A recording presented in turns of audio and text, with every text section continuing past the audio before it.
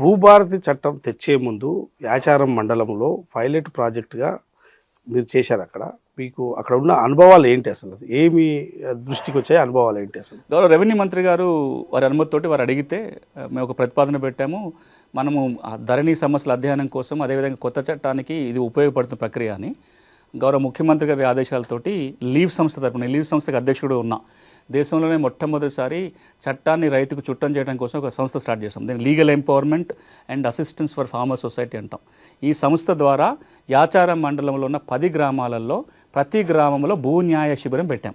అంటే మేము మా టీం వెళ్ళి గ్రామాల్లో కూర్చుంటాము. అప్లికేషన్ ఫామ్ మనం మాట్లాడుకున్న అప్లికేషన్ ఫామ్ అక్కడ డిజైన్ అయింది. ఎవరికి సమస్య ఉన్నా వాళ్ళ వివరాలు రాసుకున్నాం. ఇది ఒక నెల రోజుల ప్రక్రియ జరిగింది. అది ప్రతి గ్రామంలో 2 రోజులు 3 రోజులు కూర్చొని దరఖాస్తులు తీసుకున్నాం. తర్వాత మండల కేంద్రంలో ఒక ఎక్స్పర్ట్ టీంని పెట్టి ఈ ప్రతి దరఖాస్తుని అధ్యయనం చేయించినాం. రికార్డులో ఏముంది, అవసరం మీద కాగితాలు కావాల్సి వస్తే మళ్ళీ ఆ వ్యక్తికి ఫోన్ చేసి కాగితాలు తెప్పించుకోవటం, ప్రతి అప్లికేషన్ అధ్యయనం చేసి ఒక రిపోర్ట్ తయారు చేసి ఈ రిపోర్ట్ని మేము రెవెన్యూ అధికారులకు ఇచ్చినాం. అట్లా 10 గ్రామాలలో 2124 దరఖాస్తులు వచ్చినాయి. మీరు ఆశ్చర్యపోతారు, మా దగ్గరికేమో ఆ 10 గ్రామాల్లో 2000 పైన దరఖాస్తులు వస్తాయి. ఆ రోజున ధరణిలో ఎన్ని పెండింగ్ ఉన్నాయో చూస్తే 500 దరఖాస్తులే. అంటే మిగతా 1500 ధరణిలోకి దరఖాస్తులే పెట్టుకొని ఉన్నాయి. సో ఒక అంచనా ఏంటంటే ప్రతి గ్రామంలో 200 నుంచి 250 వరకు దరఖాస్తులు వచ్చే అవకాశము. అక్కడ అనుభవం ఏంటంటే మనం అనుకున్నట్టుగా అప్పుడు ప్రభుత్వం చెప్పినట్టుగా ఊరికి 4-5 సమస్యలు లేవు, 200-300 సమస్యలు ఉన్నాయి. నెంబర్ 1 ఉన్న సమస్యలు చాలా వాటికి సాదాబైన సమస్యలు కావచ్చు, పుస్తకాలే రాలేదనే సమస్యలు కావచ్చు, ధరణికి ఎక్కినం కానీ తప్పులు ఉన్న సమస్యలే దాదాపు 70-80% ఉన్నాయి. ఇవన్నిటిని కూడా గ్రామ స్థాయిలో చట్టం మార్చుకొని పరిష్కారం చేయగలిగే సమస్యలే.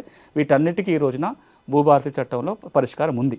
సో ఈ అనుభవం ఇంకొక అంశం ఏం చెప్తుందంటే గ్రామ స్థాయిలో దరఖాస్తులు తీసుకున్నప్పుడు ఇది అవుతుంది కదా, ఇది కాదు కదా, ఇది కోర్టుకు పోవాలి కదా, ఇది మేము చేయలేం కదా అనే డిస్క్రిప్షన్ అక్కడ వాడొద్దు. ఎవరు ఏ సమస్యతో వచ్చినా ముందు దరఖాస్తు అయితే తీసుకోవాలి. తీసుకుంటే మనకు ఒక అవగాహన వస్తుంది. అందులో మనం ఎన్ని చేయగలిగితే చట్టబద్ధంగా అవి చేయాలి. ఏవైతే చేయలేని ఉంటాయో, ఏవైతే కోర్టుకు పోవాలో వాళ్ళకు కూడా రెవెన్యూ అధికారులు ఒక మెమోనో ఎండార్స్మెంట్ ఇవ్వాలి. పలానా సమస్య ఈ రెవెన్యూ చట్టాల ప్రకారం పరిష్కారం కుదరదు, మీరు కోర్టుకు వెళ్ళండానో పలానా చోటుకు వెళ్ళండి అనే ఎండార్స్మెంట్ కనుక ఇచ్చినట్లయితే రైతులకి కష్టాలన్నీ తీరే అవకాశం ఉంటుంది. ఇప్పుడు మేము చేసిన 10 గ్రామాల ఎక్స్పీరియన్స్ కావచ్చు, మీకు జ్ఞాపకం ఉండి ఉంటుంది.